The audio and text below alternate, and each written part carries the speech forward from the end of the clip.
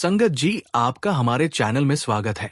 Video शुरू करने से पहले एक विनती है, हमारे चैनल जरूर सब्सक्राइब कर लीजिए और वीडियो को लाइक करना मत भूलिएगा। कमेंट में राधा स्वामी जी जरूर लिख दीजिए।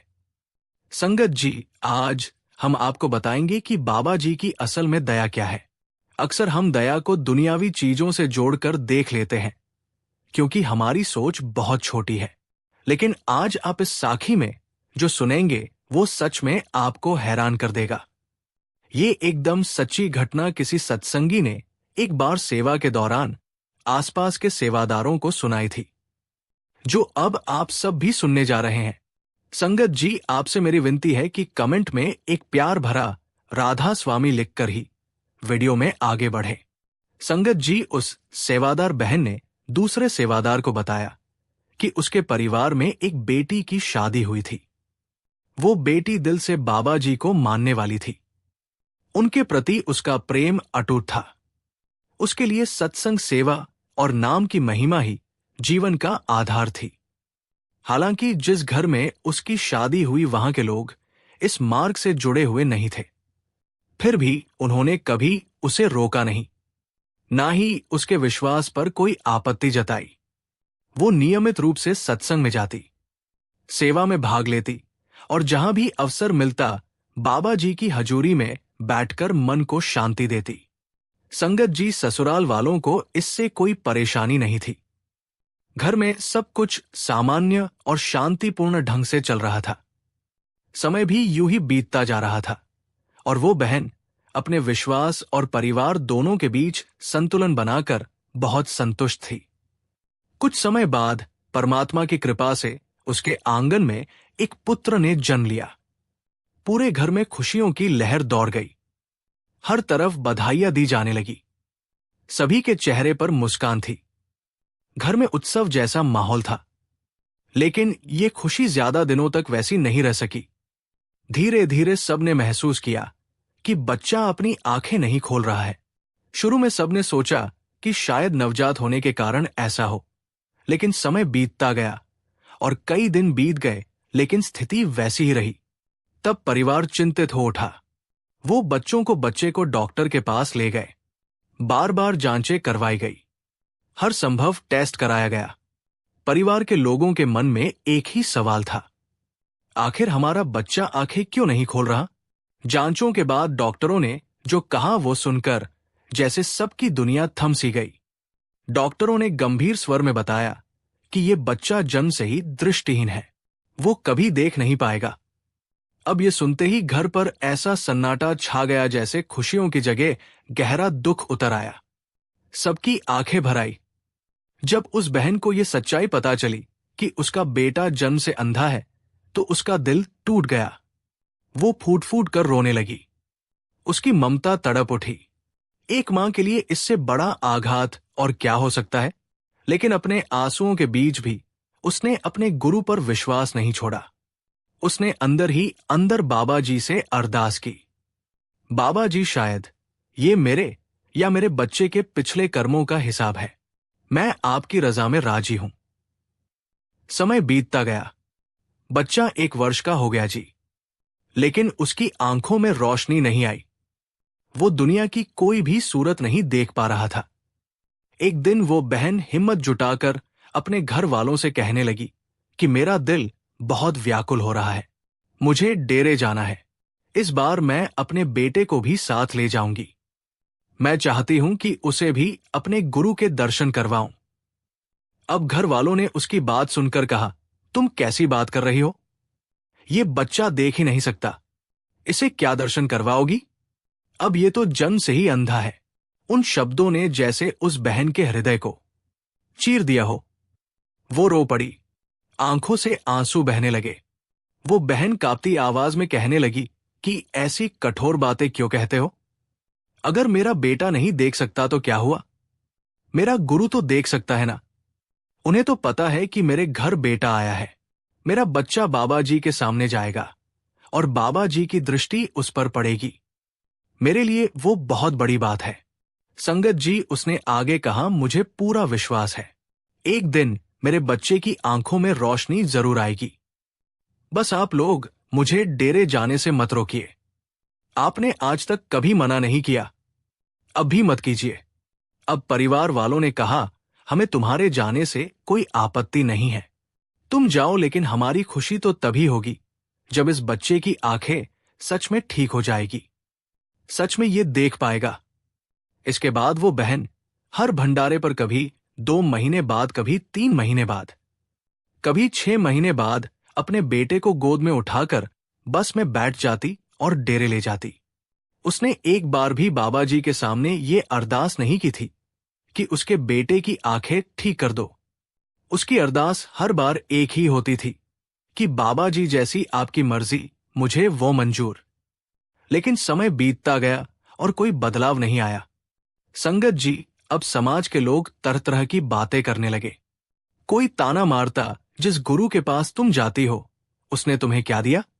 कोई उसके ससुराल वालों से कहता, तुम लोग भी अजीब हो, इसे डेरे जाने से भी कभी रोका ही नहीं।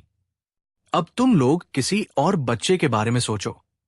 ये बच्चा तो अंधा है, और जो जन्म से अंधे होते हैं वो जीवन भर देख नहीं पाते, क्योंकि जन्म से आई बीमारी का कोई इलाज ही नहीं होता। संगत जी, घर वालों ने जवाब दिया, अगर ये बच्चा अंधा पैदा हुआ है तो क्या गारंटी है कि दूसरा ठीक होगा? हमें दूसरा बच्चा नहीं चाहिए। तभी कुछ रिश्तेदारों ने और कठोर सलाह दे दी, तो अपनी बेटे की दूसरी शादी करवा दो, कम से कम वंश तो आगे बढ़ेगा। संगत जी, इन सब बातों से घर का माहौल भारी होता जा रहा था। किसी को समझ ही नहीं आ रहा था कि क्या सही है और क्या गलत। वो बहन ये सब सुनती चुपचाप आंसू बहाती और अंदर ही अंदर अपने गुरु से प्रार्थना करती रहती कि बाबा जी जैसी आपकी मर्जी, मुझे वो मंजूर। संगत जी, समय की रफ्तार चलती रही। लड़का आज 10 साल का हो गया, लेकिन उसकी आंखों में अभी भी अंधकार था। वो कुछ देख नहीं पाता था, लेकिन उसकी जुबान साफ थी।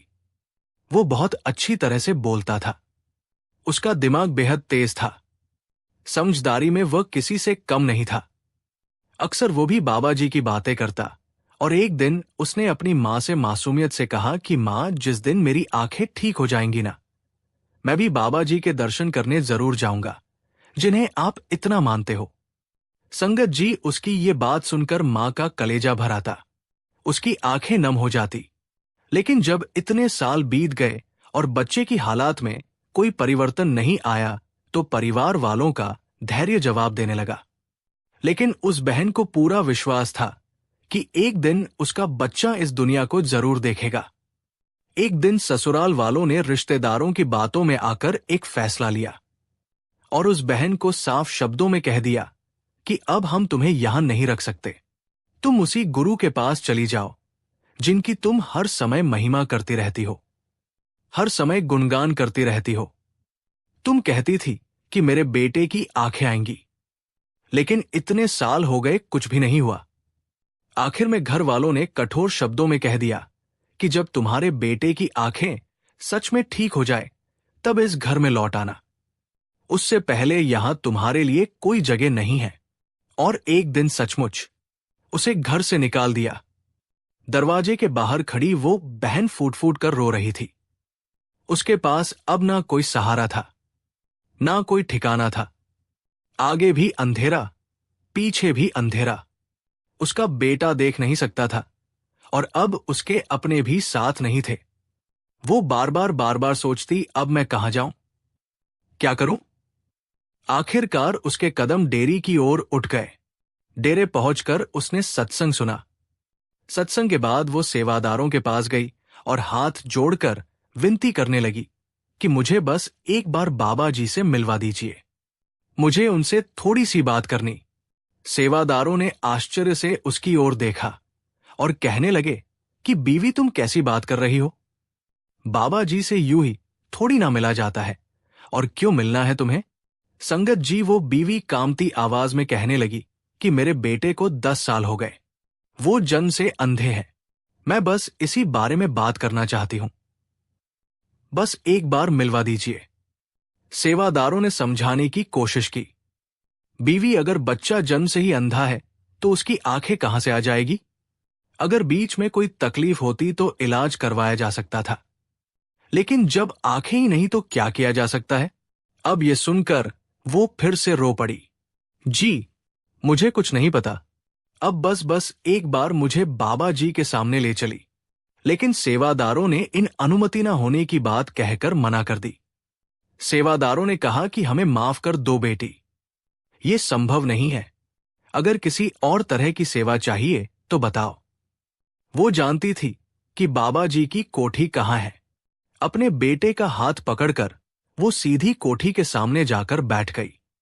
वहां कड़ी सुरक्षा थी, सेवादारों की ड्यूटी लगी हुई थी। उसे वहां बैठा देखकर वे बोले, बेबी यहां मत बैठो। क्यों बैठी हुई हो? यहां से बाबा जी बाहर नहीं आएंगे, और अभी तो बाबा जी यहां है भी नहीं। उसने दृढ़ स्वर में कहा, मुझे मालूम है बाबा जी यहीं अंदर है, आप बस एक बार उनसे मिलवा दीजिए। सेवादारों ने फिर समझाया कि हमें इसकी इजाजत नहीं है, आप यहां से उठकर दूसरी जगह बैठ जाइए, यहां बैठना मना है। लेकिन वो बीवी उठने को तैयार ही नहीं थी। उसकी आंखों से आंसू रुक ही नहीं रहे थे। टूटे हुए दिल से वो कहने लगी, हमने तो हमेशा सुना था कि जिसे दुनिया में कहीं जगह नहीं मिलती उसे अपने पिता के घर में ठिकाना मिल जाता है, लेकिन ये पहली बार देख रही हूं कि पिता के घर से भी धक्के मिलते हैं।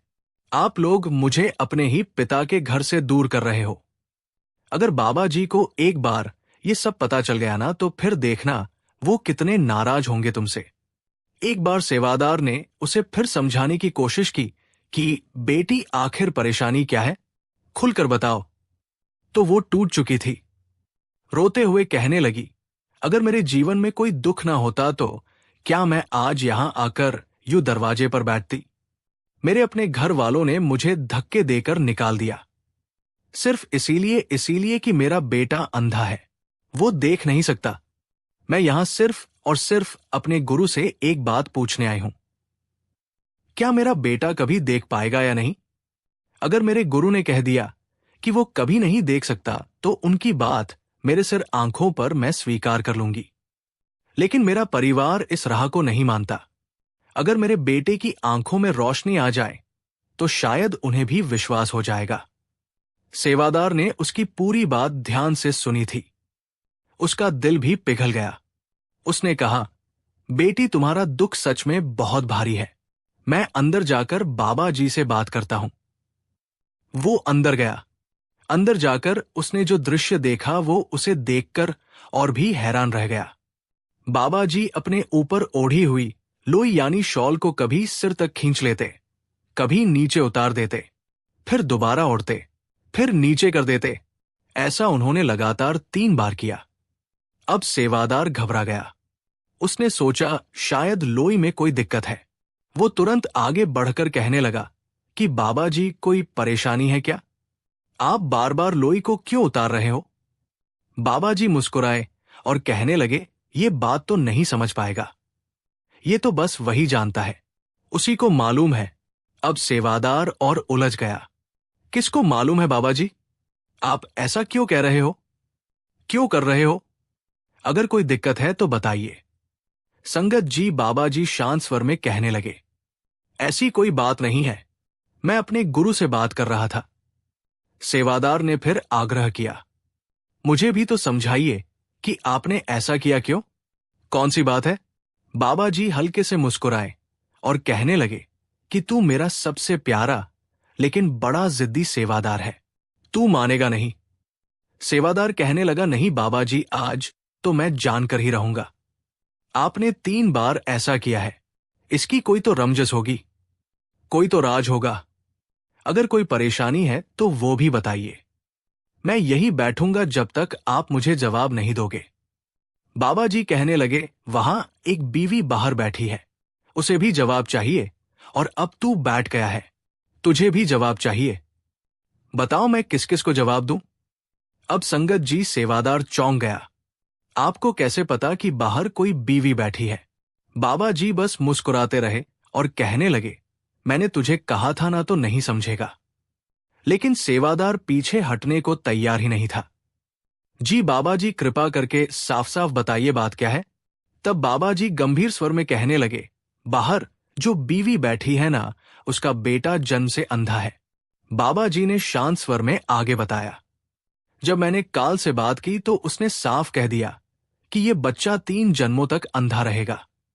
ये उसका पहला जन्म है, इसमें भी नहीं देखेगा, दूसरे में भी नहीं देखेगा और तीसरे में भी नहीं। तीनों जन्म अंधकार में बीतने थे। अब सेवादार हैरान होकर सुन रहा था। बाबा जी ने आगे कहा, मैंने काल से पूछा इसका कारण क्या है, तो उसने कहा इसके कर्म अत्यंत भारी है, इतने भारी कि इसकी आंखों में रोशनी आ ही नहीं सकती। हां, अगर तुम में सामर्थ्य है, अगर तुम अपने बल से कुछ करना चाहो तो मैं इसे एक ही जन्म में दृष्टि दे सकता हूं, लेकिन उसके लिए तुम्हें कुछ करना होगा। संगत जी सेवादार ने उत्सुकता से पूछा, फिर बाबा जी आपने क्या किया? अब बाबा जी मुस्कुराए, उसके तीनों जन्मों के कर्म मैंने काट दिए। जो तूने मुझे लोई को 3 बार झाड़ते देखा वो यूं ही नहीं था, हर बार मैंने एक एक जन्म का कर्म झाड़ दिया, उसके तीनों जन्मों का हिसाब समाप्त कर दिया। अब बाबा जी थोड़ी देर रुक कर कहने लगे, लेकिन काल ने कहा था कि एक जन्म में आंखें देने के लिए भी तुम्हें कुछ करना पड़ेगा, वही मैं अब कर रहा हूं। तो सेवादार ने घबराकर पूछा कि बाबा जी अब आप क्या करने जा रहे हो? तो बाबा जी का स्वर्ग गंभीर हो गया, अब उस बच्चे के लिए मुझे भजन सिमरन करना पड़ेगा। सेवादार ये सुनकर भीतर तक हिल गया। जी उसे समझ ही नहीं आ रहा था कि ये सब कैसे और कब हो रहा है और क्यों हो रहा है। उधर बाबा जी ने आंखें मूंद ली और ध्यान पर बैठ गए। वातावरण गहरा और शांत हो गया। कुछ देर बाद जब सेवादार बाहर आया तो जो दृश्य उसने देखा वो उसकी कल्पना से भी परे था। संगत जी वो बहन जो अभी तक रो रो कर व्याकुल थी, अब वो अपने बेटे को सीने से लगाए हंस रही थी। उसकी आंखों में आंसू थे, पर अब वो खुशी के थे। सेवादार उसके पास गया और आश्चर्य से कहने लगा कि बहन, बाबा जी ने तो अभी तुम्हें अंदर भी नहीं बुलाया और तुम इतनी प्रसन्न क्यों हो रही हो? तो वो कांपती हुई खुशी से बोलने लगी कि आपको पता है मेरे बच्चे की आंखें आ गई है। सेवादार ने हैरानी से कहा, क्या कह रही हो तुम? तभी वो बच्चा भी उत्साह से कहने लगा, हां अंकल जी, मैं देख सकता हूं, मुझे सब दिखाई दे रहा है, आप भी दिखाई दे रहे हो। बस मुझे एक बार बाबा जी के दर्शन करा दो, मैं भी बाबा जी से मिलना चाहता हूं। उसकी आवाज में मासूम खुशी थी। मां ने उसे गले लगाया और सेवादार भाई से कहा कि मैंने आपसे विनती की थी कि मुझे अंदर ले चलो, लेकिन वहां ऐसा क्या हुआ कि मेरे बच्चे की आंखें सच में ठीक हो गई। तब सेवादार की आंखें भी नम हो गई। जी, उसने धीमे स्वर में कहा, बहन, तुम्हारे लिए बाबा जी ने काल से भी टक्कर ले ली। तुम्हारे बेटे को 3 जन्मों तक अंधा रहना था, ये तय था, लेकिन बाबा जी ने अपनी लोई 3 बार झाड़ी और उसके तीनों जन्मों के कर्म समाप्त कर दिए। आज वो तुम्हारे बच्चे के लिए भजन सिमरन में बैठे हैं। तुम्हारे बच्चे के कर्म बहुत कठोर थे, लेकिन तुम्हारा विश्वास और प्रेम उससे भी अधिक सच्चा था। उसी सच्चे प्रेम ने मालिक को ये सब करने के लिए विवश कर दिया। जब उस बहन ने सेवादार के मुंह से ये सब सुना तो उसका दिल भर आया जी। वो इतना रोई कि खुद को संभाल पाना भी मुश्किल हो गया था। उसके आंसू थमने का नाम ही नहीं ले रहे थे। कामती आवाज में वो बार बार एक ही विनती कर रही थी कि बस एक बार मुझे मेरे गुरु के चरणों में ले चलो। उसका बेटा भी उत्साहित और भावुकता में कहने लगा कि अंकल जी, मुझे भी मेरे गुरु से मिलवा दो, मैं भी बाबा जी को देखना चाहता हूं। फिर सेवादार ने कहा कि बीवी ये हमारे बस में नहीं है। वो बीवी और उसका बेटा वही बैठे रहे और 2 दिन तक वो लोग वही बैठे रहे। जी, सेवादारों ने बड़ी कोशिश की, लेकिन वो वहां से हिले ही नहीं। सेवादार ही उनके लिए लंगर और चाय वहां तक लेकर आने लगे। जी, क्योंकि सेवादार अब समझ चुके थे कि ये बीवी तब तक नहीं जाएगी जब तक बाबा जी के दर्शन ना हो जाए। पूरे 2 दिन तक बाबा जी अपने कमरे में रहे थे और 2 दिन के बाद बाबा जी कोठी से बाहर निकले जी, और अपनी कार में बैठकर जब जा रहे थे तो दूर बैठे इस मां बेटे ने भी बाबा जी के दर्शन कर लिए। दर्शनों से निहाल होने के बाद कुछ समय बाद वो बहन अपने बेटे को लेकर वापस घर लौटी। घर पहुंचकर उसे परिवार के सामने हाथ जोड़कर कहा कि मुझे एक बार फिर इस घर में रहने दो। मैं कहां जाऊं? मेरा ठिकाना क्या है? परिवार वालों ने कठोर स्वर में जवाब दिया, हम तुम्हें नहीं रखेंगे, तुम्हारे लिए यहां कोई जगह नहीं है। लेकिन इस बार परिस्थिति अलग थी जी। लड़का आगे बढ़ा और कहने लगा, मैं आप सबको देख सकता हूं, मैं सचमुच देख सकता हूं। जिस मां को आपने घर से निकाल दिया था उसके गुरु बहुत महान है। देखिए मेरी आंखें ठीक हो गई है। ये सुनकर और देखकर घर वाले हैरान रह गए। जी संगत जी उनके पास शब्द नहीं थे। जब वो उसे डॉक्टर के पास लेकर गए तो डॉक्टर खुद भी हैरान रह गए कि ये कैसे हो सकता है, ये कैसे संभव हो सकता है कि एक बच्चा जो जन्म से ही दृष्टिहीन था उसकी आंखें कैसे ठीक हो सकती है। चिकित्सा की दृष्टि से ये समझ से परे था। उस बहन के ससुराल वालों को भी बाबा जी पर इतना अटूट विश्वास हो गया कि वो भी सत्संगी और सेवादार बन गए। जी संगत जी, वीडियो के शुरुआत में मैंने इसीलिए कहा था, हम अक्सर बाबा जी की दया को धन दौलत जैसी मामूली चीजों से जोड़कर देख लेते हैं और खुश हो जाते हैं कि बाबा जी की कितनी दया है। लेकिन संगत जी, जहां हमारी सोच खत्म होती है वहां से बाबा जी की दया शुरू होती है। ये धन दौलत दुनियावी चीजें तो बहुत मामूली सी है। बाबा जी तो हमें बहुत कुछ देना चाहते हैं, लेकिन हम इन्हीं दुनियावी वस्तुओं में उलझे हुए हैं। संगत जी, आज का ये संदेश उन संगत के लिए है जो कभी सेवा के लिए मना नहीं करते और अपने दुनियावी कामों को करते हुए सेवा भी निभा लेते हैं। संगत जी, अगर आपने इस संदेश को मन लगाकर अंत तक सुन लिया तो यकीन मानिए आप दुनिया के काम भले कभी टाल दे, खाना पीना या थोड़ा आराम भी छोड़ दे, लेकिन सत्संग और सेवा से कभी दूरी नहीं बनाएंगे।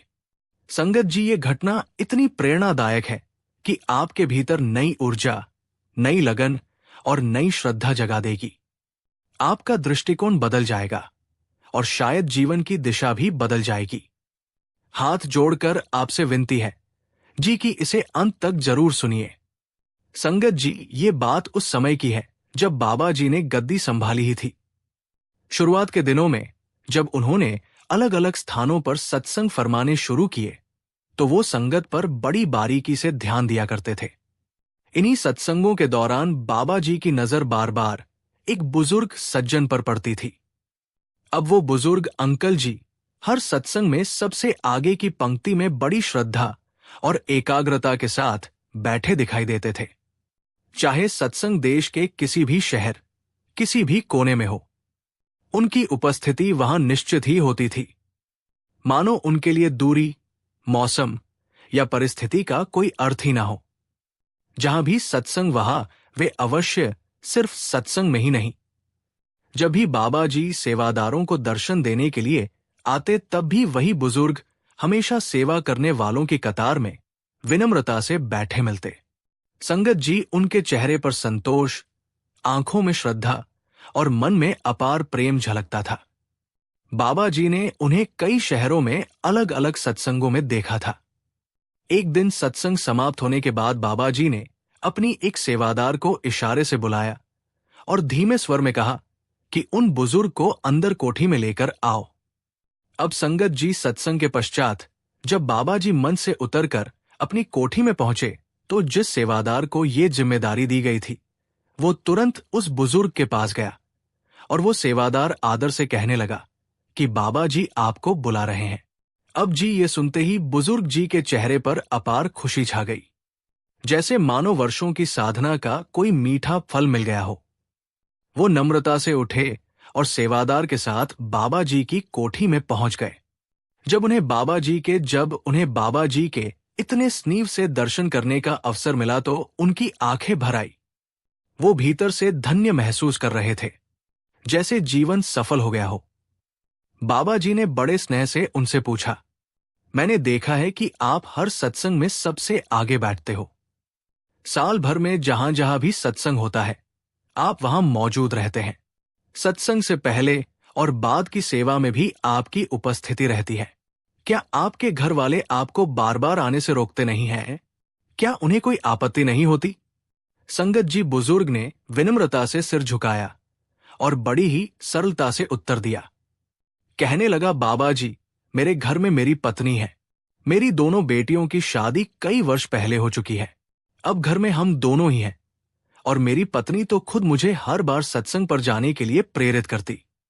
वो कहती है कि जहां सत्संग हो वहां अवश्य जाओ। सेवा का मौका मिले तो उसे हाथ से मत जाने दो। वो शारीरिक रूप से इतनी सक्षम नहीं है कि वो सत्संग में आ सके और सेवा कर सके, लेकिन मेरा शरीर जब तक मेरा साथ देगा तब तक ये शरीर मैंने आपके नाम का रखा है। मैं मालिक से विनती करता हूं कि मेरी आखिरी सांस जब निकले तो गुरु घर की सेवा करते हुए ही निकले। अब बाबा जी तो सब जान ही जाने हैं कि बुजुर्ग को सत्संग और सेवा से इतना लगाव किस लिए हुआ। फिर बाबा जी ने बुजुर्ग जी के मुंह से ही सुनने के लिए उससे सवाल किया। बाबा जी कहने लगे कि आपको सेवा और सत्संग से इतना लगाव हुआ कैसे? तो बुजुर्ग ने बाबा जी को पूरी बात बताई। बुजुर्ग ने बताया कि बाबा जी, जब मैं पहले बहुत बुरे कर्म करता था, मैं मांस और शराब का रोज सेवन करता था। मालिक की तरफ मेरा कोई ध्यान नहीं था।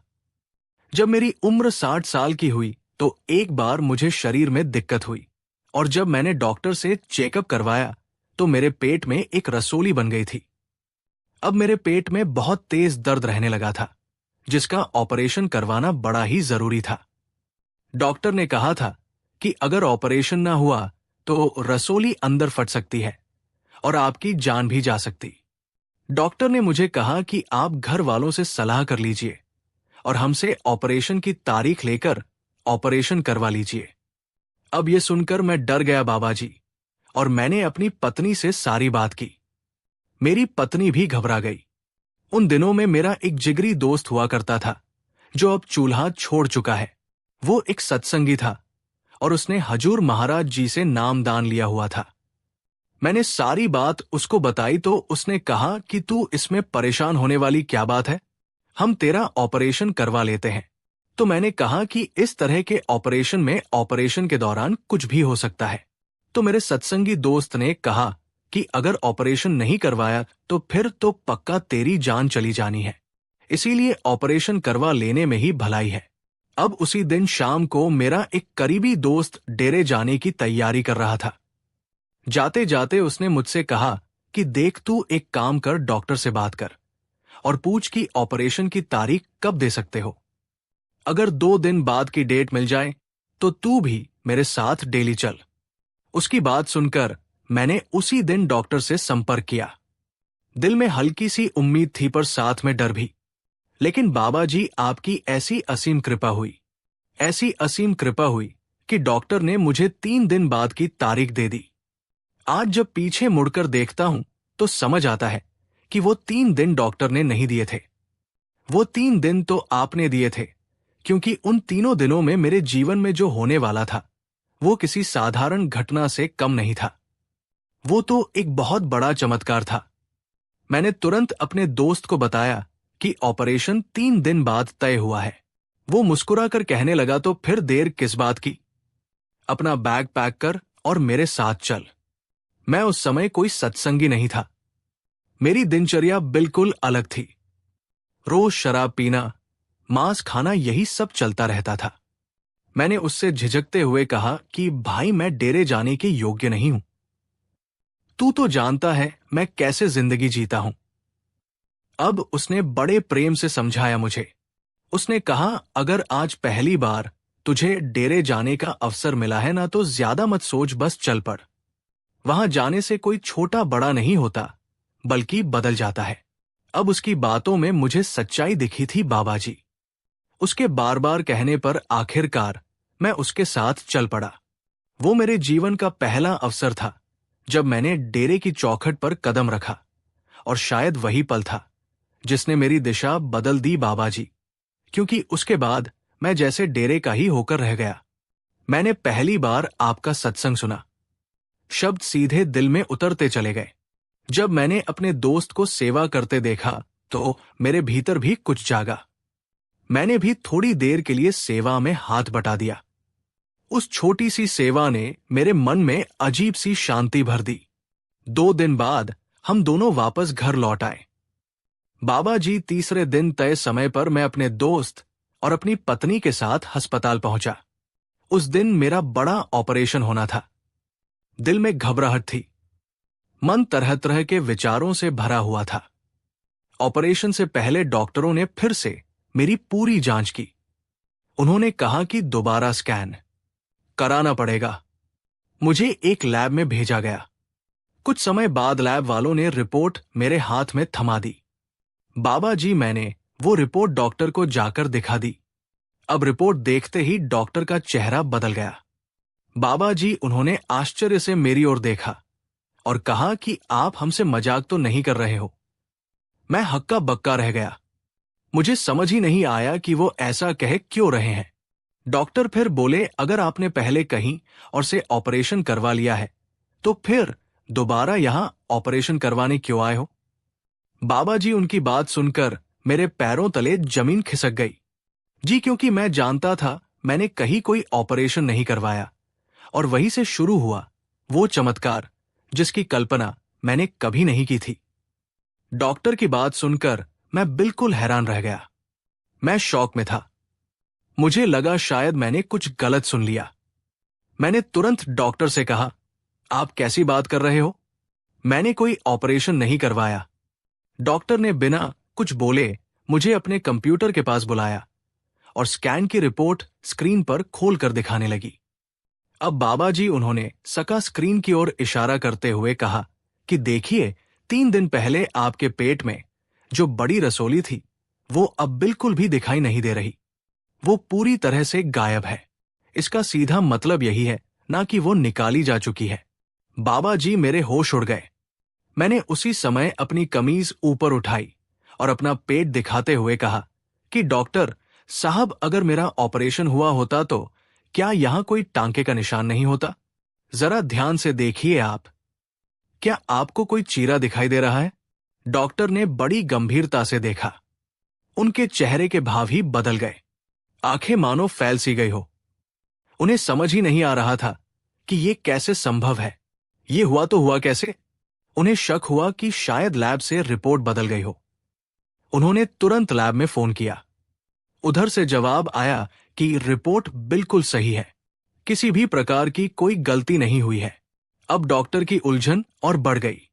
उन्हें विश्वास ही नहीं हो रहा था कि सिर्फ 3 दिनों में इतनी बड़ी रसोली अपने आप कैसे समाप्त हो सकती। उन्होंने मुझे उसी समय दूसरी लैब में भेज दिया। दूसरी लैब से जब नई रिपोर्ट आई तो उसमें भी वही बात थी कि रसोली का नामो निशान ही नहीं था। अब तो डॉक्टर भी हैरान थे और मैं भी, मेरा सर घूमने लगा। ये आखिर हो क्या रहा है मेरे साथ? बाहर प्रतीक्षा कक्ष में मेरा दोस्त, मेरी पत्नी बैठी थी। जब उन्हें ये सब पता चला तो वे भी आश्चर्यचकित रह गए, आश्चर्य में डूब गए। किसी के पास कोई उत्तर नहीं था। फिर भी डॉक्टर का मन मानने को तैयार ही नहीं हुआ था। वो खुद मेरे साथ तीसरी लैब में गए बाबा जी। वहां उन्होंने अपने सामने मेरी दोबारा स्कैनिंग करवाई। मशीन चल रही थी, स्क्रीन पर इमेज बन रही थी। लेकिन जब डॉक्टरों ने ध्यान से देखा, वहां रसोली कहीं भी नहीं थी। डॉक्टर ने गहरी सांस ली और कहा कि मेरे पूरे करियर में मैंने ऐसा चमत्कार कभी नहीं देखा। सच कहूं तो मैं समझ ही नहीं पा रहा कि ये हुआ तो हुआ कैसे। अब इतना सुनते ही मेरे दोस्त ने धीरे से मेरे कान में कहा कि भाई, मुझे लगता है कि बाबा जी ने तेरे कर्म काटने के लिए ही तुझे डेरे बुलाया था। उसके बाद बाबा जी मेरे दिल में उतर गए। उस दिन जब मैं घर लौटा तो पूरी रात मेरे मन में बस आपका स्वरूप ही घूम रहा था। आप ही आप दिख रहे थे। आपका चेहरा, आपकी कृपा, आपकी दृष्टि, सब कुछ बार बार मेरी आंखों के सामने आ रही थी। उसी भाव में कब मेरी आंख लग गई मुझे खुद ही पता नहीं चला बाबा जी। और फिर उसी रात आपने मुझे मेरे सपने में दर्शन दिए। आपने बड़ी सहजता से कहा कि इतना हैरान क्यों है बेटा, ये तेरी एक दिन की सेवा का फल है। तूने निष्काम भाव से संगत की सेवा की थी और सच्चे मन से सत्संग सुना था। आपकी आवाज में मानो अपनापन था, कृपा थी, आश्वासन था। इतना कहकर आप मेरे सपने से चले गए, ओझल हो गए और उसी क्षण मेरी नींद खुल गई। बाबा जी सुबह होते ही मेरा हृदय कृतज्ञता से भर गया। इतना कहकर बुजुर्ग बाबा जी से आगे कहने लगा कि बाबा जी, अब आप ही बताइए, अगर एक दिन की सेवा और एक सत्संग सुनने से आपने मेरी इतनी बड़ी बीमारी मिटा दी, तो यदि मैं जीवन भर सत्संग और सेवा से जुड़ा रहूं तो मेरा तो पूरा जीवन ही बदल जाएगा। बुजुर्ग की सारी बात ध्यान से सुनने के बाद बाबा जी मुस्कुराए और बड़े ही सहज भाव से फरमाने लगे कि बेटा, जब मालिक अपनी रजा में आता है तो बड़े से बड़ा दुख पल भर में दूर कर देता, पर हमें उससे कुछ मांगने की आदत नहीं डालनी चाहिए। हमारा काम केवल विश्वास रखना है, विश्वास करना है और सच्चा विश्वास। फिर बाबा जी ने आगे समझाया कि सत्संग में आना और बाहरी सेवा करना बहुत अच्छी बात है। ये आत्मा को नम्र बनाती है, लेकिन जो असली सेवा हमें सौंपी गई है वो है भजन और सिमरन की सेवा, नाम की कमाई। उसके लिए हर हाल में समय निकालना जरूरी है। अगर इस जीवन मुक्ति का रास्ता पाना है तो भीतर की उस सेवा को प्राथमिकता देनी ही होगी। इतना कहकर बाबा जी ने उनकी ओर प्रेम से देखा। बुजुर्ग की आंखें नम थी। जी, उन्होंने श्रद्धा से राधा स्वामी कहा, चरणों में माथा टेका और शांत मन से वहां से लौट आए। संगत जी, मैं ये घटना आपको इसीलिए नहीं सुना रहा हूं कि आप किसी लाभ या चमत्कार की आशा में सत्संग और सेवा की ओर बढ़े। जी, मालिक की रजा कब किस पर कैसे हो जाए ये किसी को नहीं पता। हमें तो बस बिना किसी स्वार्थ के निष्काम भाव से सेवा करनी है।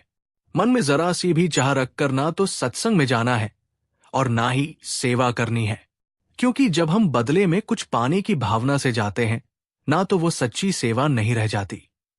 बस इतना याद रखिए, मालिक हमारी एक सच्ची सेवा के बदले हमें वह भी दे सकता है जिसकी हमने कभी कल्पना तक नहीं की हो। जी, इसीलिए संगत जी सेवा करें, लेकिन केवल प्रेम से सत्संग में जाएं। लेकिन केवल आत्मिक प्रयास के साथ कई लोग कहते हैं कि सत्संग में हर सप्ताह वही बातें दोहराई जाती है। संगत जी, लेकिन ऐसा इसीलिए होता है जी क्योंकि जब एक ही सत्य बार बार हमारे मन में डाला जाए तो वो धीरे धीरे हमारे व्यवहार का हिस्सा बन जाता है। जी, जैसे कोई बच्चा परीक्षा की तैयारी करता है तो वो एक ही पाठ को कई कई बार पढ़ता है, कई कई बार लर्न करता है। क्यों करता है? क्योंकि बार बार दोहराने से वो बात उसके दिमाग में बैठ जाती है और परीक्षा के समय उसे याद करने में कठिनाई नहीं होती। उसी प्रकार जैसे शरीर को जीवित रहने के लिए हर रोज भोजन की आवश्यकता होती है, वैसे ही आत्मा को जागृत रखने और परमार्थ में आगे बढ़ने के लिए रोज सत्संग की जरूरत होती है। इसीलिए संगत जी, सत्संग पर जाना कभी मत छोड़िए और सेवा का अवसर मिले तो उसे हाथ से जाने मत दीजिए। इसी के साथ संगत जी, हम आपसे इजाजत लेते हैं। कल फिर मिलते हैं नए सवाल जवाब और साखी के साथ। आप जी से विनती है, कमेंट में राधा स्वामी और अपने शहर का नाम जरूर लिखें। राधा